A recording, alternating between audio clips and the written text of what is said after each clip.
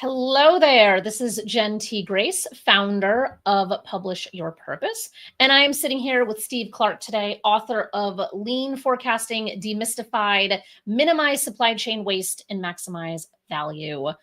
How are you feeling, Steve, now that your book it's in the world? Relieved.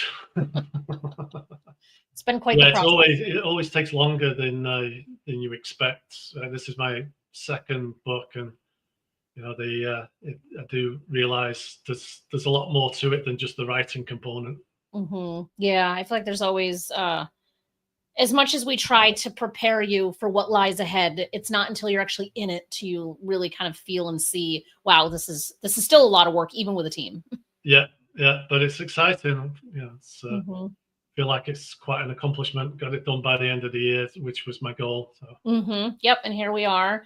And so before we kind of dive into all the things that I kind of want to ask you about, do you want to share just kind of a little bit about who you are and how you show up in the world, and then a little bit about the book?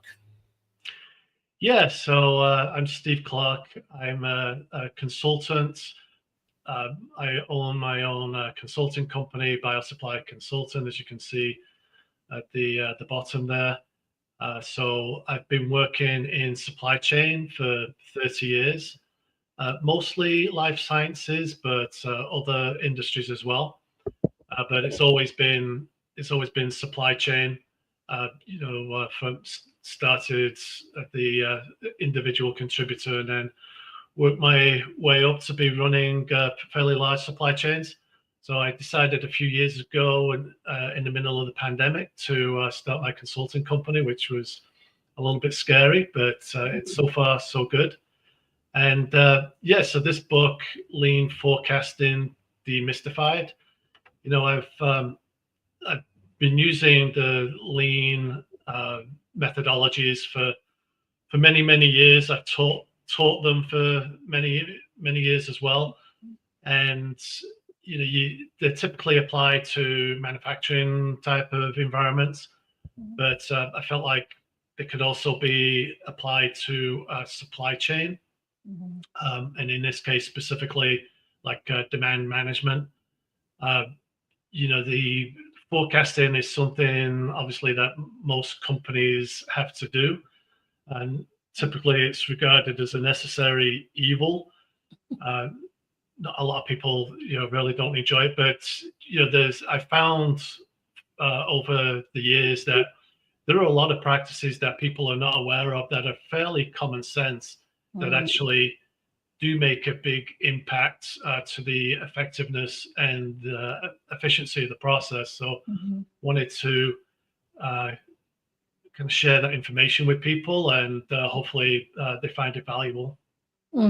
Yeah. And you had previously shared with me that, that there's a lot of useful tools that are out there, but they're kind of unknown. Is that similar to what you're talking about, where, it feels like it's common sense, but maybe it's not actually common sense? Maybe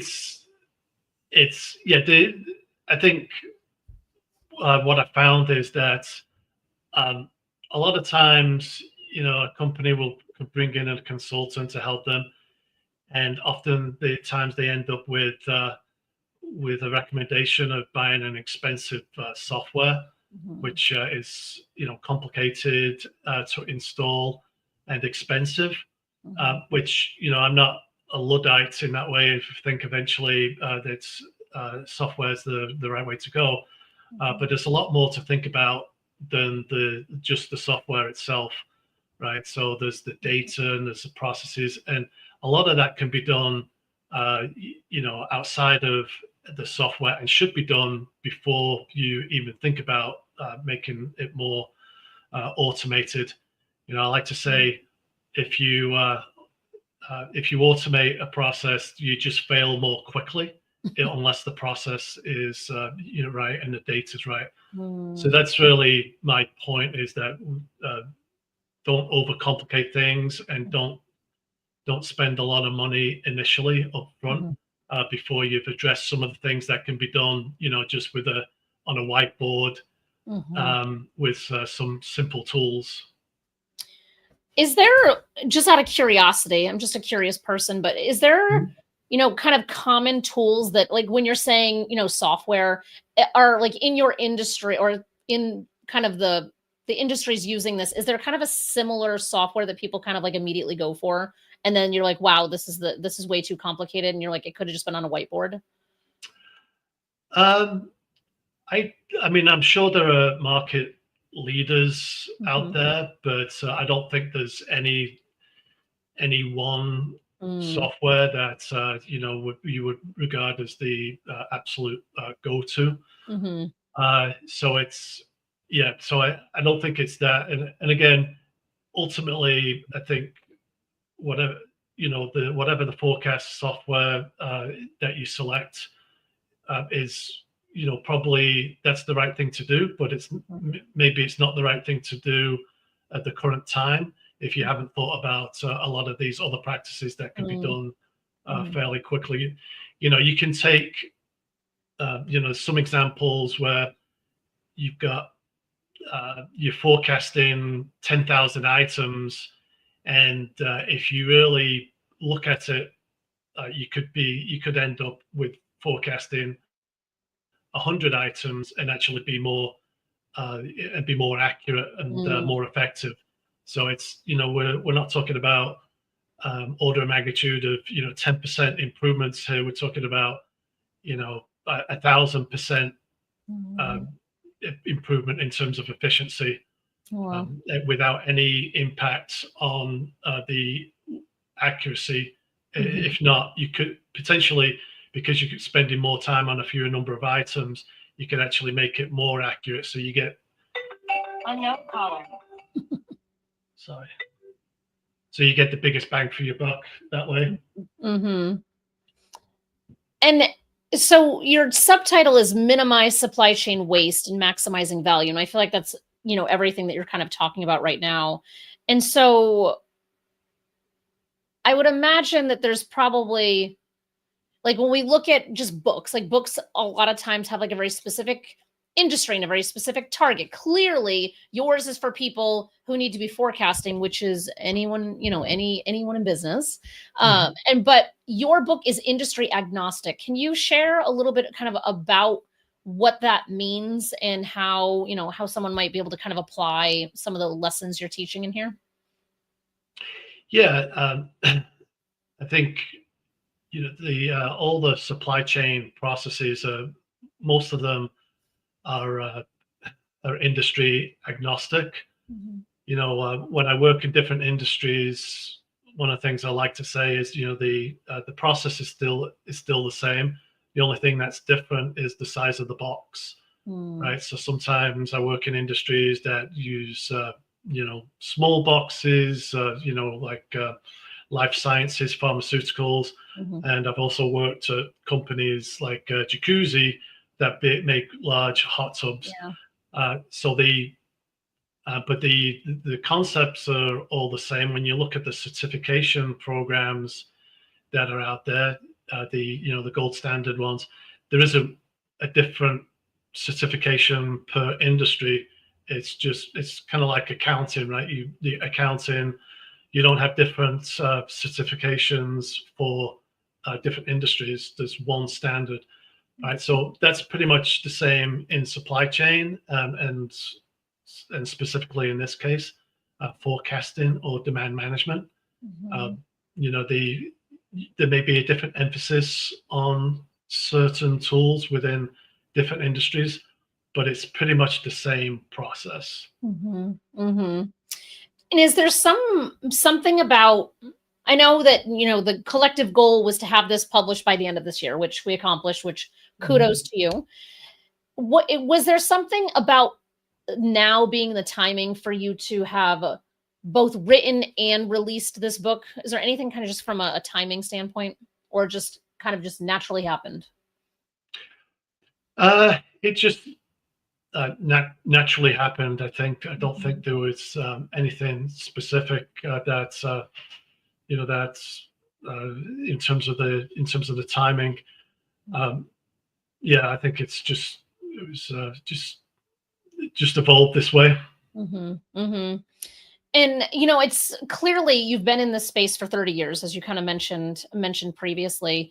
Is there, and the benefit of a book, as we all know, is that it's consolidating information that in your case took you 30 years to acquire, and now it's in this digestible format, which I am really excited about. And is there, like, if you were to kind of summarize what your hope for the person who picks this up and reads it, like, what is your hope that they kind of like the big picture hope they take away?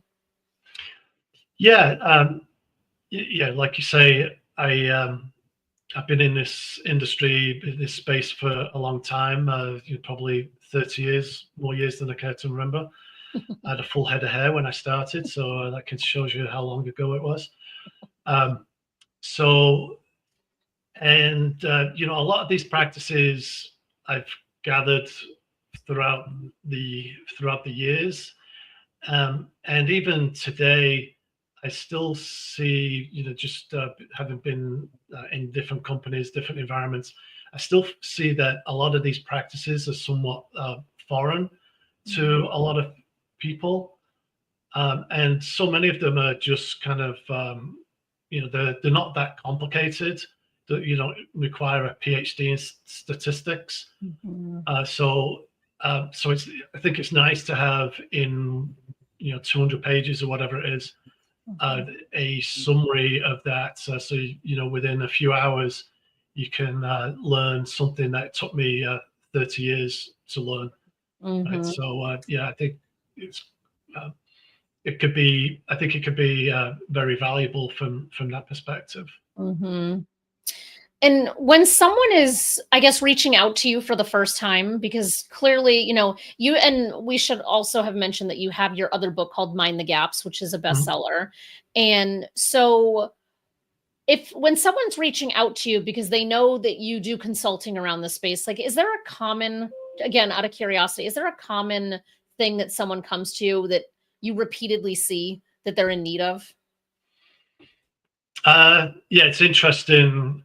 There's a big difference between what they're in need of versus what they ask for.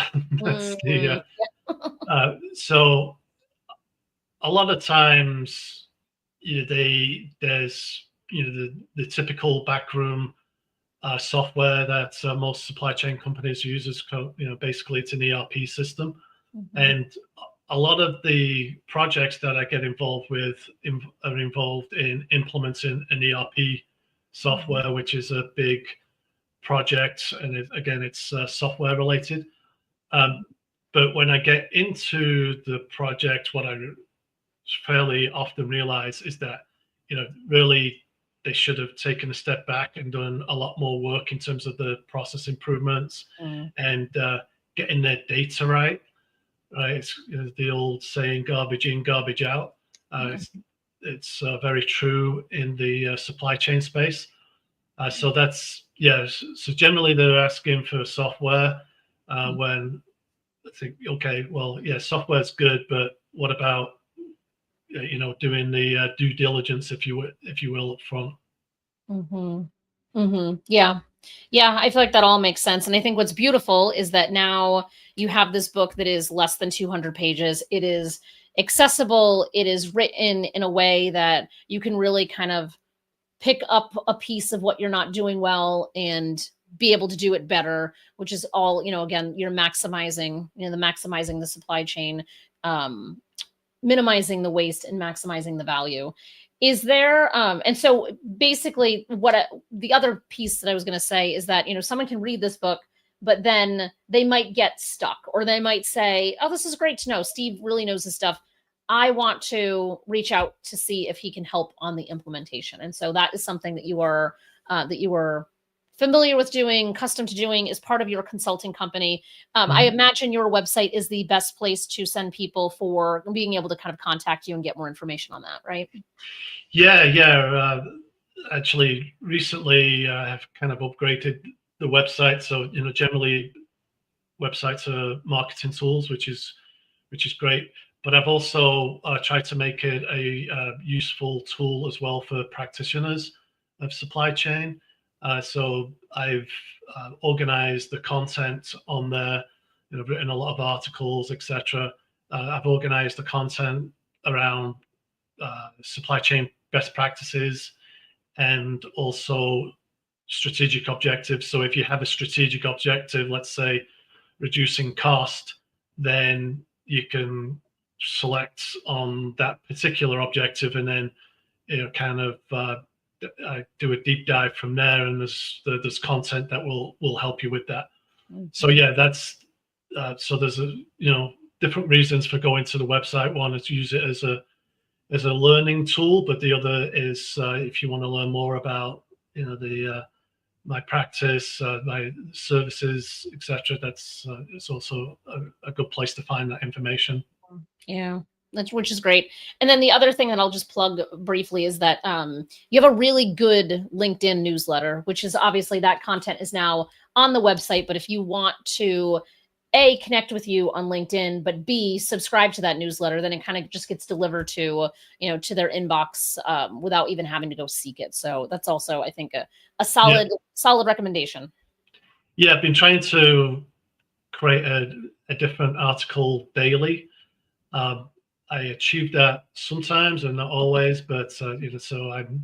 But yeah, it does come out frequently, and it's so yeah, it should be helpful to people to if they want to just go in and sign up for that in LinkedIn.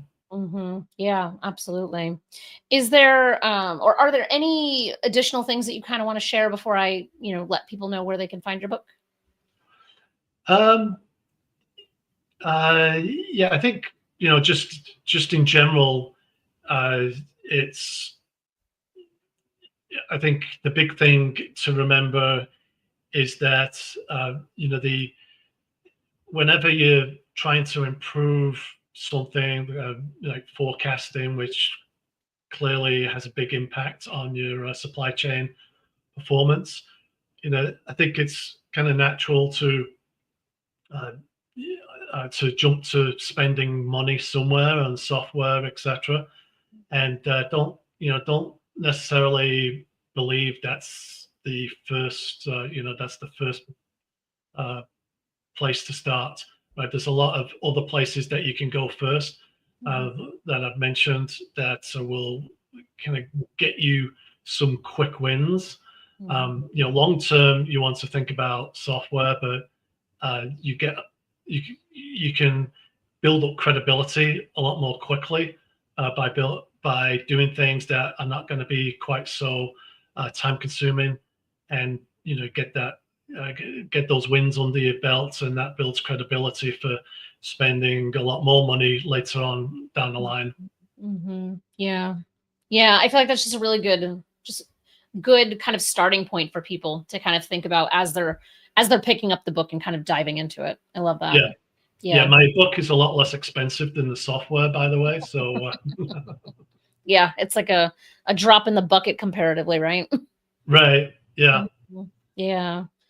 Well, Steve, this has been a great conversation. I really kind of appreciate what you're doing in the world and how you're helping businesses, really know how to forecast more appropriately and more efficiently and effectively and all those things. And for anyone who's watching your book, if you can go to Steve's website, which is at the bottom of the screen, biosupplyconsulting.com, you can find links to the book there. But also if you, pretty much wherever you want to purchase a book, you can go and get Steve's book from there. My recommendation is always bookshop.org. They are a certified B Corp, which PYP is also, and it just means that we're all collectively held to higher standards in business. And so B Corps are fantastic, but bookshop.org is great. And they have a really awesome philanthropic tie into what they do in helping independent physical brick and mortar bookstores, even though they themselves are an online bookstore. So I'm always recommending them.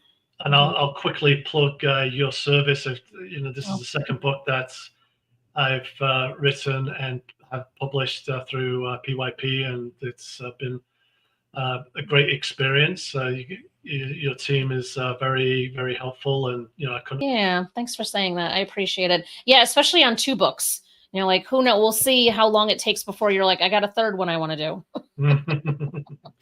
Yeah, I think I'll take a break over the Christmas holidays first. Yeah, I think that's probably a wise choice. I feel Yeah. like so often people are like, I'm never writing a book again. A lot of times that'll come up on in these conversations where I'm like, I'm one and done, and then you never know. It ends up circling back around. I'm like, told you. So you might be 3 years. So we'll find out. Yeah, we'll see. Yeah. Well, thank you, Steve. I really appreciate your time. And like I said, everyone, go check out biosupplyconsulting.com and check out Lean Forecasting Demystified wherever you would like to purchase a book. And I will see you at a later date and time talking to another author who is launching their book. Thanks, Steve. Appreciate it. Thank you. Bye.